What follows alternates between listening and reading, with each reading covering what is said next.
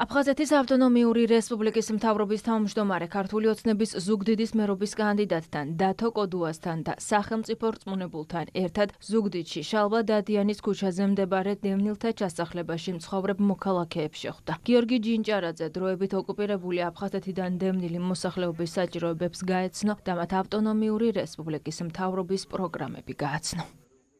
ჩვენ მოვისმინეთ მათი პრობლემები, საჭიროებები, რაზეც ჩვენ მომავალში მოვახდენთ რეაგირებას, ასევე საჭიროებებთან და გამოწვევებთან ერთად ჩვენ გავაცანით მათ ჩვენი სისტემაში შემავალი სამინისტროების, როგორც განათლების მიმართულებით, ასევე ჯანდაცვის მიმართულებით სხვადასხვა პროგრამები, რომელსაც აფხაზეთის მთავრობა ახორციელებს და ზოგადად ჩვენი მიზანია, რომ მათი საცხოვრებელი პირობები იყოს ღირსეული და ყველა ის საჭიროება და პრობლემა, რაც დღეს უდგათ მათ, მაქსიმალურად იქნას აღმოფხვილი.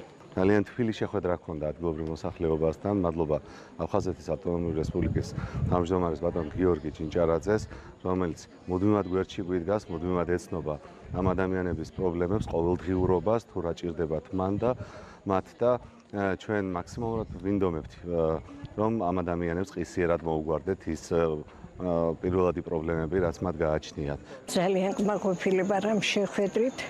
ძალიან ბევრ რაღაცაზე ველაპარაკეთ. ისეთი კაი პროგრამები წარმოგვიდგინეს, რომ ძალიან კმაყოფილებით დავრჩით.